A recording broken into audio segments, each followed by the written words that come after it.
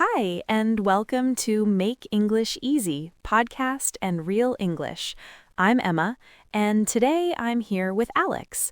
In this podcast, you'll learn real, natural English through everyday conversations. Listen, relax, and improve your English step by step. Let's get started. Before we begin, if you're enjoying our lessons, please take a moment to subscribe to our channel.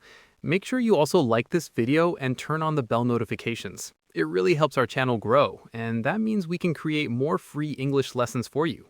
Okay, so today's episode is all about sightseeing English. We're going to talk about visiting new places in a city. That sounds great, Emma. I love traveling and exploring new cities.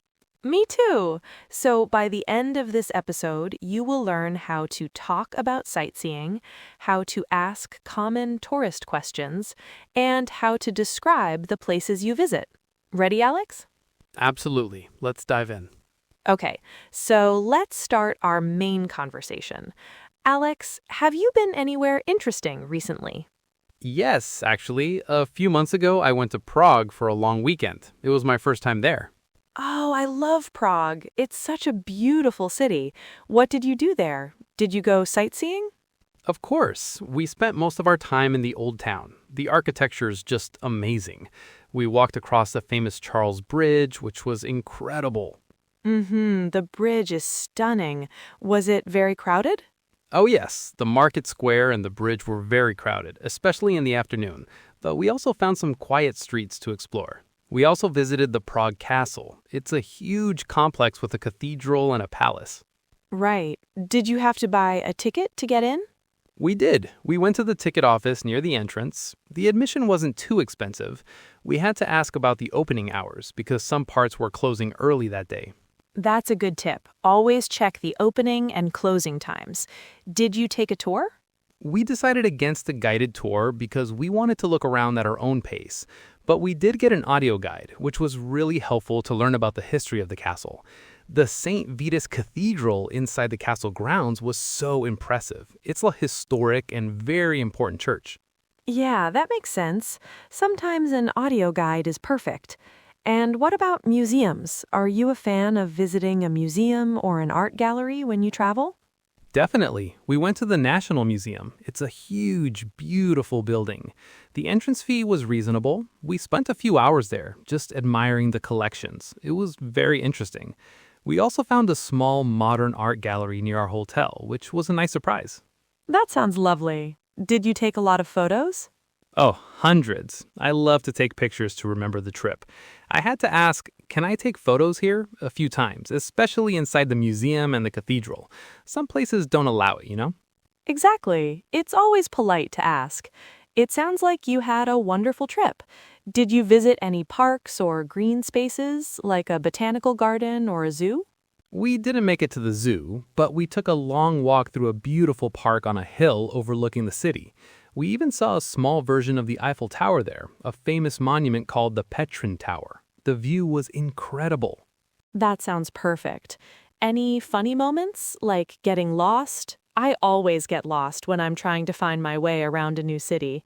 Well, we were looking for a famous old church, and I asked someone, "Excuse me, how can I get to St. Nicholas Church?" And they gave me perfect directions to a different St. Nicholas Church on the other side of the city. We walked for 30 minutes in the wrong direction. Oh no, that happens.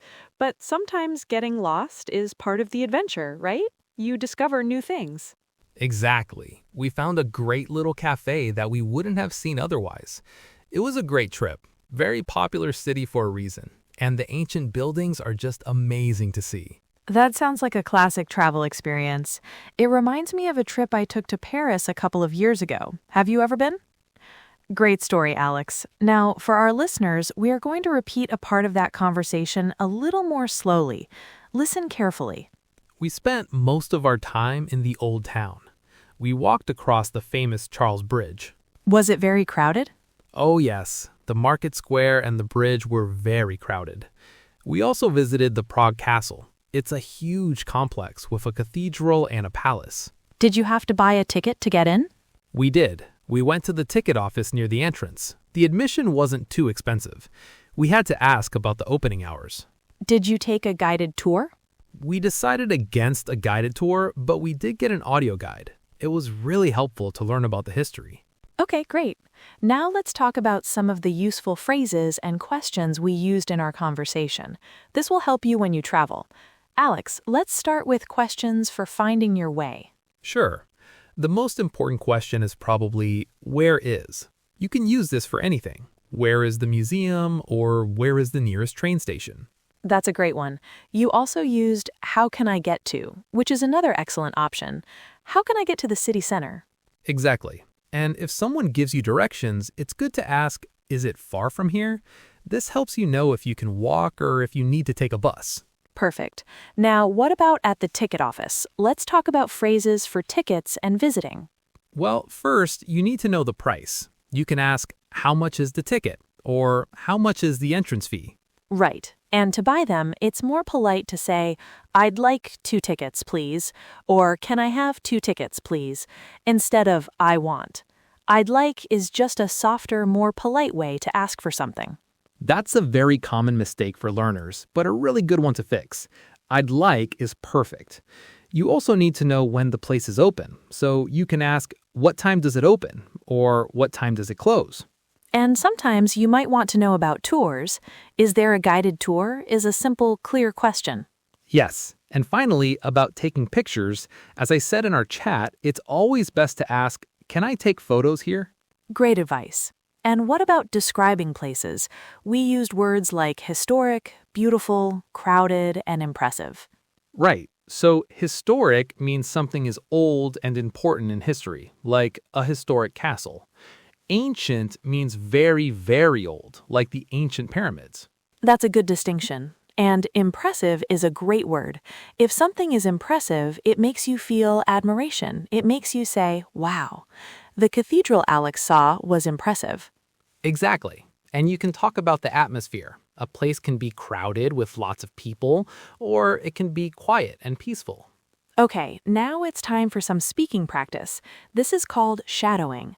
I will say a phrase, and then Alex will repeat it. After Alex, there will be a pause so you can repeat the phrase out loud. Ready? Let's begin. Where is the museum? Where is the museum? How much is the ticket? How much is the ticket? I'd like 2 tickets, please. I'd like 2 tickets, please. What time does it open? What time does it open? Can I take photos here? Can I take photos here? This view is beautiful.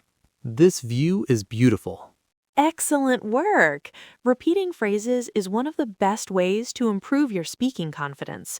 All right, before we finish, let's do a quick key vocabulary review. We'll say a word and use it in a sentence. First up, monument. A monument is a structure built to remember a person or event. For example, the Lincoln Memorial is a famous monument in Washington, D.C. Great example. Next, museum. A museum is a place where you can see art, history, or science collections. I like to visit the art museum this weekend. Perfect. How about guided tour? A guided tour is when a tour guide shows you around a place and tells you about it. We took a guided tour of the old castle. Excellent. And entrance fee. The entrance fee is the money you pay to get into a place. The entrance fee for the zoo is $10 for adults. And finally, the word crowded. Crowded means full of people. The main square was too crowded, so we went to a smaller street. And that brings us to the end of our episode. Today, you learned lots of useful vocabulary and phrases for sightseeing. You learned how to ask for directions and tickets, and how to describe the places you see on your travels.